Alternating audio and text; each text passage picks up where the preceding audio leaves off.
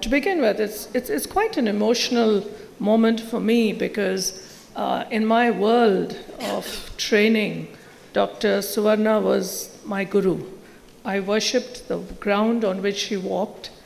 And before I get into serious lecture, I just have to tell you this. She wore the most gorgeous saris, but she always wore a white blouse. And I wanted to emulate her, so I always wore a white blouse with any kind of sari. And my mother would tear her hair out because my mother was a perfect, the way she dressed, everything had to match. And finally, she actually took away my white blouses because that was how much I adored Dr. Suvarna. I am where I am today, carrying the ethics that Dr. Shashi so beautifully spoke about. Thanks, Shashi.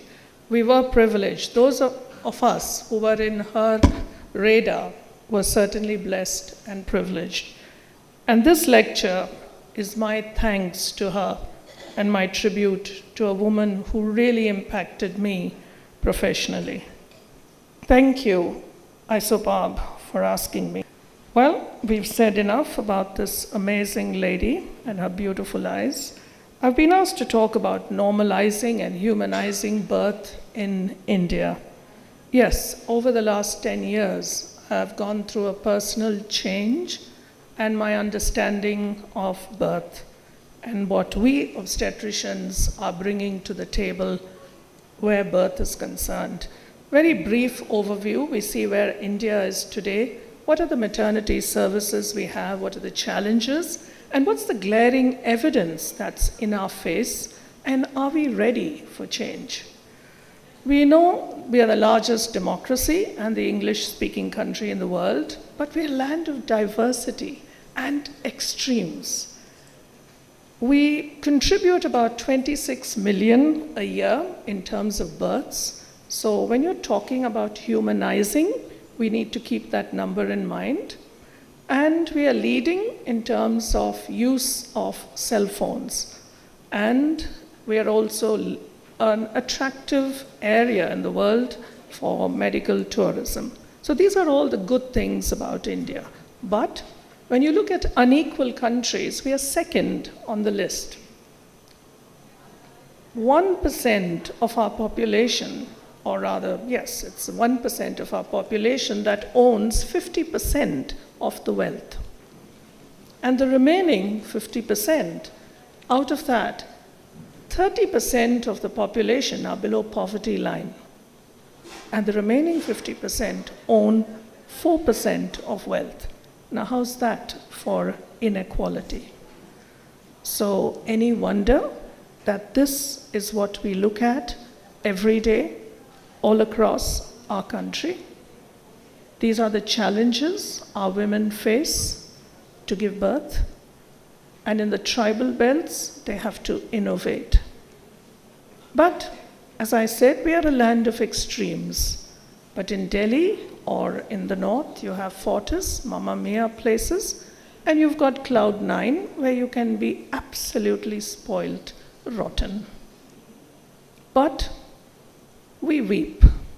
We weep because we have essentially failed to ensure the basic right of every would-be mother in our country. We failed her. We are leading in stillbirths. We contribute to about 28% of global stillbirths.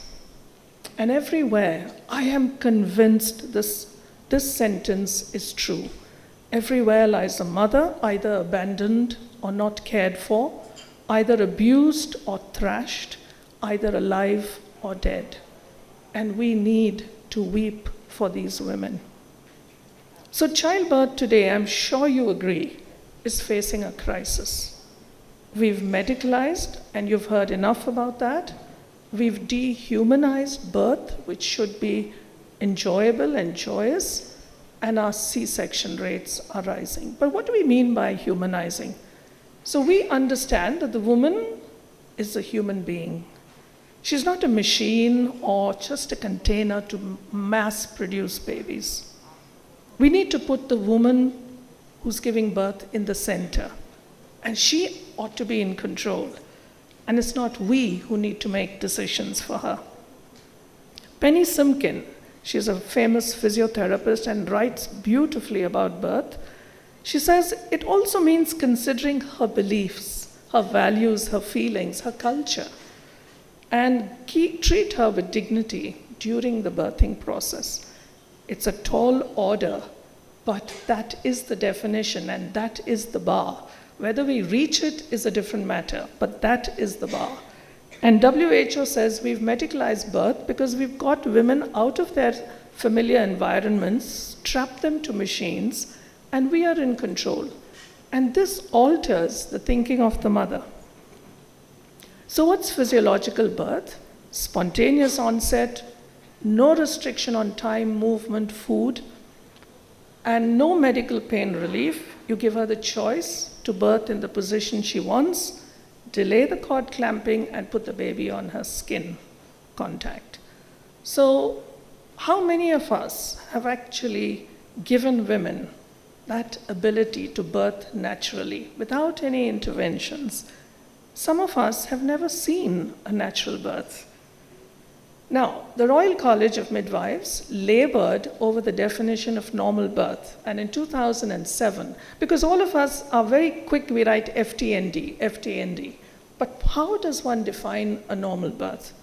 So where there's no induction, no medication, no use of instruments, episiotomy, no section.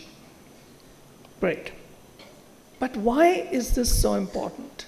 Now, Professor Sue Down is a brilliant researcher, very well known globally, and I've been privileged to know her over the last 2 years, and I have tremendous admiration for her.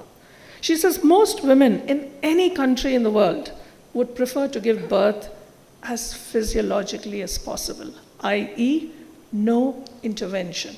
Now, we are talking about low-risk, uncomplicated mothers who form 80% of our population.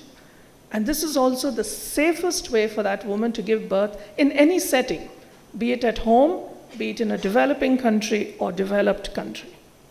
So when we interfere with the normal process of labor unnecessarily, we are actually increasing the complications for the mother and her baby.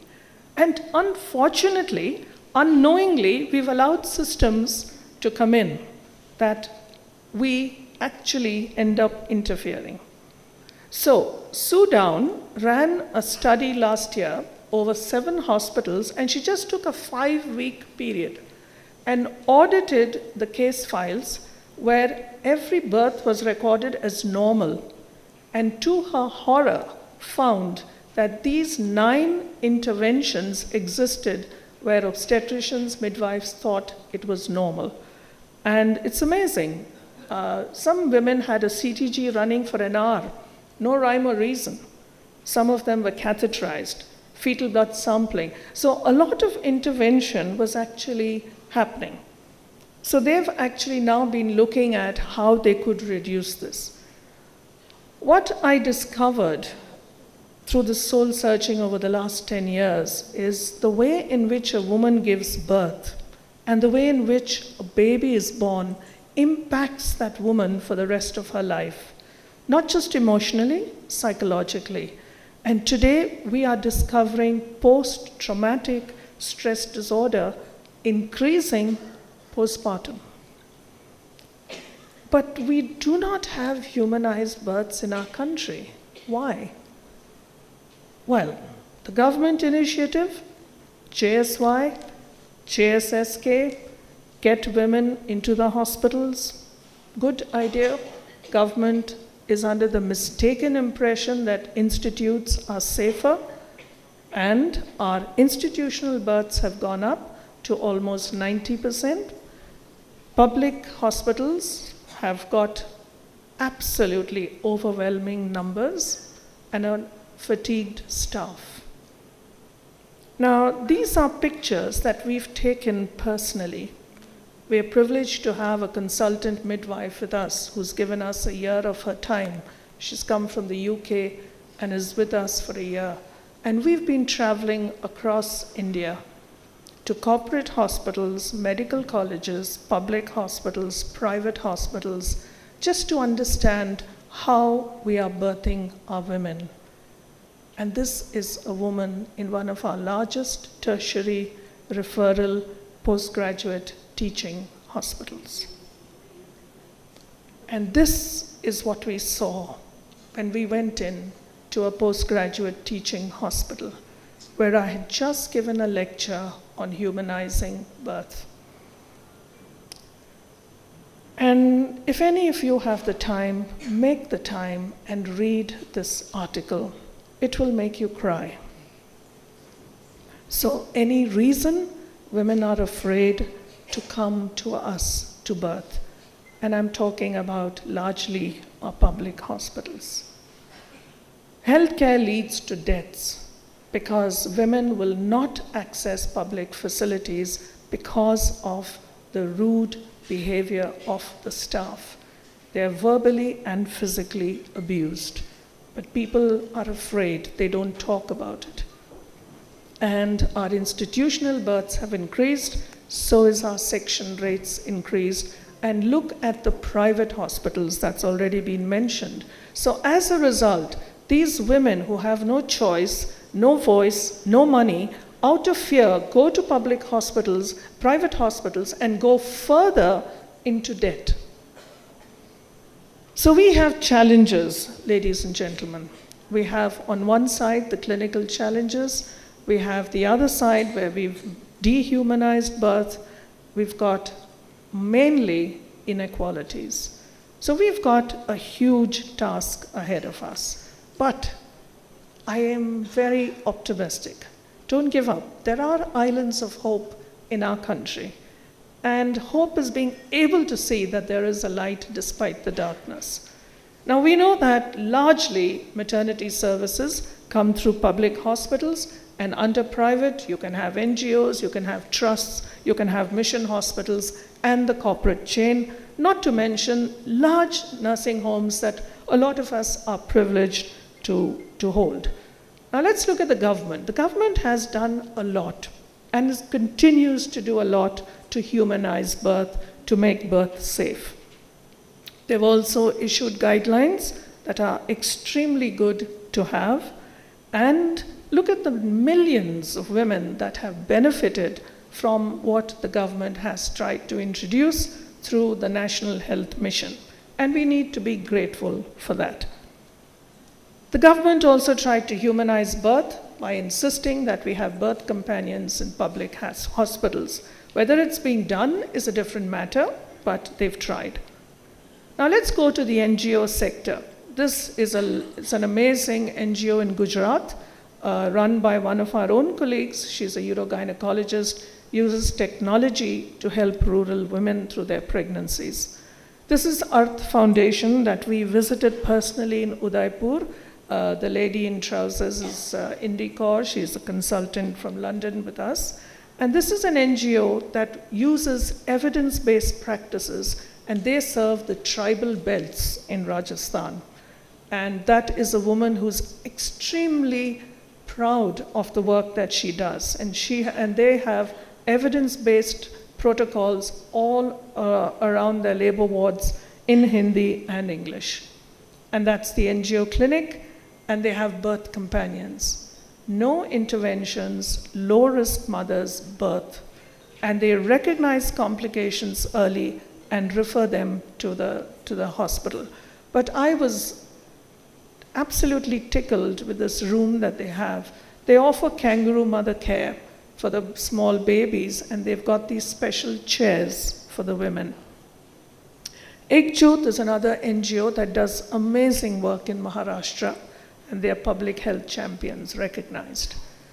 The Catholic Health Association, one of the largest NGOs in the world, has something like 4,000 odd hospitals, 85% of which serve rural population. Now they've introduced a project called 1,000 Days. From the day the mother conceives till the baby is 2 years, they track the couple. I don't know how many of you are familiar with this movement called Birth India. It's well worth visiting their blog. These are women who are now getting together, women who are extremely unhappy with their birth experiences, women who talk about it and are creating a lobby and demanding less medicalization of birth. Geeta has already referred to this campaign. But the White Ribbon Alliance has now, with the government, set up a website, and it's called Hamara Swasthya, Hamari Awaaz. And it's an amazing movement that's growing across the country. They interviewed 150,000 women from 24 states and asked what was their one topmost aspiration in maternal health care. And it's not a brainer. They asked for dignity and respect. 23% requested dignity and respect. Respectful behavior from the healthcare provider. Equality based on religion and privacy and not to look at caste. Asked for privacy. Informed choice, counseling and consent. Birth companion. One stretcher per woman. Sexual harassment, I was surprised to read that. And women say, I just want one bed per woman. It's not much that they're asking for. A clean hospital. Treat me with respect. A clean toilet. Clean sheets. The aim was to amplify the voices of countless women across our country, positively to impact the quality of care that we offer them. And what is the result?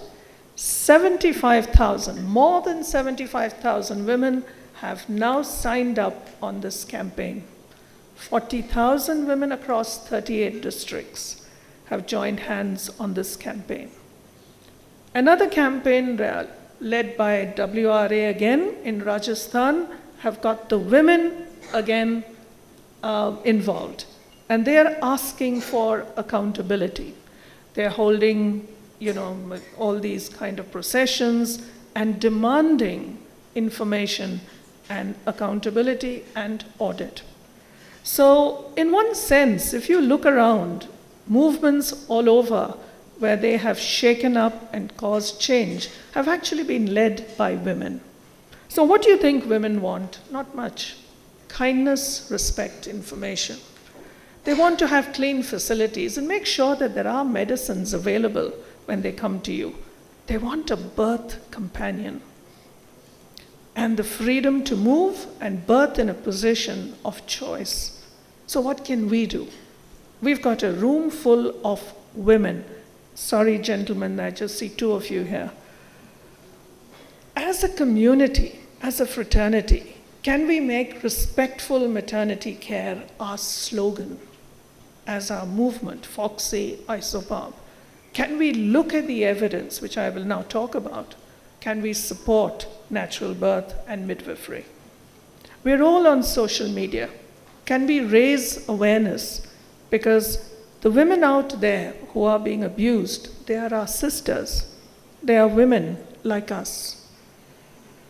India is in ardent need of midwives. We need to teach, train, scale up. In a beautiful article by Wagner written in 2001, which is a must read, it's called Fish Can't See the Water. We are so immersed in what we do that we don't see the wrong anymore. We are like the fish, we don't see the water. So the first thing he suggests to humanize birth is education. And he says, to broaden the horizon of doctors concerning maternity care is not a new problem. It's always been there. He says, those of us who control information hold the power. And when we talk, when we have this information, do we give it freely and liberally to our women? Doctors who have never seen a natural birth talk against it. It's like, he says, talking about lands you've never visited, but pretend to be an expert. When we educate women, what is it we tell them? I made this mistake. In 1997, I was under the mistaken notion that women suffered, and I introduced epidurals 24/7, absolutely delighted that our labor wards were quiet and the women were absolutely there, like zombies. Today, I feel ashamed that I actually did that because I don't believe that epidurals is the right way to go about things. When we empower women about pain relief, today we see women without epidurals birthing with such power and tremendous sense of achievement. So much so that our antenatal classes now, we also run Hindi antenatal classes because we realized, and they're all free by the way. October of last year we made our classes free and the women are now empowered. Second strategy for humanization, evidence for midwifery care. And we're talking about professional midwives. Women, low-risk women, 85% of our population are safe in the hands of midwives. There's a drastic reduction in C-sections. Cost-effective. You can have 2 professional midwives, pay them well for the salary of 1 doctor. Pregnant and birthing women are extremely happy. Look at countries, New Zealand, Netherlands, Scandinavia. 80% of their women, low-risk women, see midwives. And they have the lowest maternal mortality and infant mortality rates. Look at literature everywhere in the world.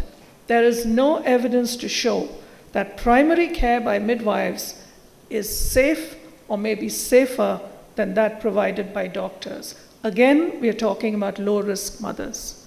Cochrane has said it enough times. We know there's enough evidence. All interventions are reduced when you have professional midwives looking after your women. The Lancet has said it loud and clear. In all countries, it didn't say developing countries, it says in all countries, professional midwives offer high quality care. So what does this do? I can't stand here in front of you and talk about it. I learned from Dr. Suvarna, you need to be the change you wish to see. So that's how I got into professional midwifery, and we set up this campaign called Promise with very clear objectives to make pregnancy safe, humanize it, train a workforce, and promote midwifery. We're now into the 7th batch of midwives. We've got 36 qualified midwives and 13 trainees in the wings. Now, considering for 60 years, women in Fernandez were used to seeing a doctor, today they have midwives, birthing them, not just to catch babies. They are there in our antenatal clinics. They are there supporting the women through labor and birth. Low-risk mothers are not birthed by doctors. And now they have birthed almost 7,000 mothers between August 2011 and today. So that's a huge number and a huge change. What has it shown us? Look at the incidence of episiotomy among the midwives, just 5%. And we obstetricians, we are still cruising at 23%. Look what it's done to our epidural rates. From almost 70, it's come down to less than 40. In fact, last month it had touched 23. Now, I don't need to show you more proof of reduction in interventions. And this is last month's audit. The newer hospital that we started in Road 12, Banjara, 86% of the women absolutely comfortable with midwives. No doctor to birth them. And this is a high-end hospital. Women come with Google, 1,000 questions. They don't want a doctor. They want a midwife. In Bogalkunta, almost 60%. The high-risk unit, we struggle. That's a different population. About 20% of mothers are birthed and supported by midwives. We did a survey feedback. In 2015, 82% of the mothers, excellent, very happy. 2017, it's 90% of women. And this is a written survey given to every mother who has a midwife through her delivery. We're also setting up workshops in January. This is a book called Roar Behind Silence. Please read it. It's all about compassion, kindness in the labor ward. And Professor Sue Down and Sheena will be with us in January. The icing on the cake when the Telangana government decided to take midwifery seriously. And on the 26th of October, we launched an 18-month project. They have given us 30 nurses to train into midwives over 18 months. Now, I think that's a huge recognition of the government and politicians realizing the need for midwives to reduce interventions. Birth is political. Birth is a public health issue. Our mothers are dying. We need to wake up. And we need to promote evidence-based maternity practices. Simple changes based on good scientific evidence. All women should have support through labor and birth. I want you to hold this image in your heads and this image. It's a violation of human rights, and if there's anything I ask from you today, to pay tribute to this woman whose memory we are keeping alive today, is to decide that you will never allow any woman to birth alone. That revolution has to begin with us women in our hospitals, be it public or private. All life deserves respect, dignity, and compassion. And this is what I saw this woman who was so grateful for the care she got in this small NGO clinic in the tribal belt in Rajasthan. We have enough evidence that women should be walking around during labor, but what do? We strap them to the beds. We give them epidurals and strap them to the beds. I made those mistakes. I had to change. Position in the second stage of labor. Thanks to our midwifery program and Indy, we have women now delivering standing, squatting, sideways, knee-chest position, and water births. We have a pool that we've got, and Indy has now introduced water births. Our midwives are conducting water births. No doctor is allowed into the room unless you are the consultant who's been looking after that woman. You have the privilege of being there. And it's all hands off. It's beautiful, it's natural, it's safe. I would never have imagined birthing women in knee-chest position. No episiotomy, no tears, beautiful. And mothers are delighted. We don't tell them to take these positions, they ask for these positions. Because all they're doing is listening to their instincts. Skin to skin, we still don't do it in a lot of our hospitals. Blindness generated by constant exposure to one way of doing birth so that it becomes normative, rendering me unable to envisage or appreciate any alternative. I refuse to believe that we are blind.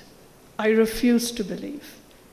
We are intelligent practitioners, and each one of us cares for the women we serve. Let's take out this blindfold. Let's look at the evidence. Doctors replaced midwives for low-risk births, but now we know midwives are safer. Hospital staff replaced family. We brought women into the hospitals, got them to birth alone. Today we know women need a birth companion. Lithotomy replaced vertical birth positions, but today we know upright positions are the most appropriate. But what do? We still have our women flat on their backs to give birth. Why?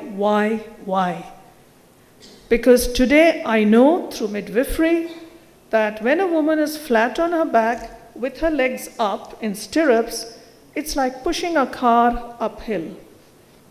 Get her to sit upright or ask her what position she wants. She may just tell you, I want to squat. No issues. Let her squat. She'll birth that baby beautifully, and you may not even have a tear. Strategies to humanize birth. Who is the primary caregiver for a low-risk mother? As long as you and I are involved in the care of these low-risk women, birth will never be humanized. Because you and I are clinicians. We have 500 other things to worry about. You and I don't have the patience to massage the woman, to support her, to encourage her, to walk with her, to put her in the pool. But a midwife, that's what she's trained to do. Leave her with that woman. You can go safely, run your outpatients, run your OT clinic, do your scans, go shopping. You can sleep better, your volumes will increase, your outputs will be better, your C-section rates will go down. We are like, well, you've got a highly trained gynec surgeon looking after a low-risk mother. It's like, well, asking a pediatric surgeon to babysit a 2-year-old. We need to get out of that. Midwifery has a long tradition. You will find midwives wherever there are women. So women know how to take care of women. So that's why we need to stop being that primary caregivers. Let's focus on our complications. Let's focus on the things that you and I have been trained to do. And what I see today, wherever we've been going around running workshops, Indy and I, she as a midwife, I as an obstetrician, have been going across India, running workshops with doctors and nurses. And some of the questions we are asked, if the midwife does everything, what do we doctors do? Now, I've given you enough things for you doctors to do. Leave the midwife to do what she has to do. So, this is my wake-up call. A movement has begun across the country, and it's growing. Either you wake up and be a part of it, or you will be left out of it. Because these women are strong. They are fighting for their human rights, and some of us are with them, supporting them. So we just need to rethink about physiology of labor and birth. We need to step out of that arena of low-risk mothers, open our minds and hearts to professional midwives, and believe in that woman who understands her body far better than you and me. And if that woman tells you, Doc, I know I can do it, give me the chance, but the obstetrician in us has got other things to look at. And we make these decisions and intervene. And we leave these women traumatized. Go on to Google and type birth stories. And you will see those stories and you will say, oh my God, I could have been that obstetrician. I did those things. Yes, I said those things. I made those decisions. And I've learned that we as obstetricians have caused more harm than good unknowingly, because that's how we were trained. We have to unlearn. If you want to go fast, go alone. Now, I've been alone for the last 7 years. We've gone fast, but we need to go far. We need to go together. We need to wake up and hold hands. So let's get back to humanized birth. Let's put the mother in the center, the woman in the center. And let's introduce evidence-based practices. Low-risk women shouldn't be seen in a tertiary hospital. They should be seen in smaller hospitals, run by midwives, supported by us. We work together. We don't need to save mothers, we need to serve them. Birth is safe, and that's what I've discovered. We were trained to look at birth being risky. Watch out if that happens, if this happens. Trust that the body that started the process can finish it. Finally, if a community values its children, and we all do, when a child walks into an antenatal clinic, that child brings so much energy and uplifts our spirits. But we must cherish our mothers. And I'm afraid we failed to do that. It's time we do that, and that would be the best tribute to Dr. Suvarna, whose memory we remember and keep alive today. Thank you.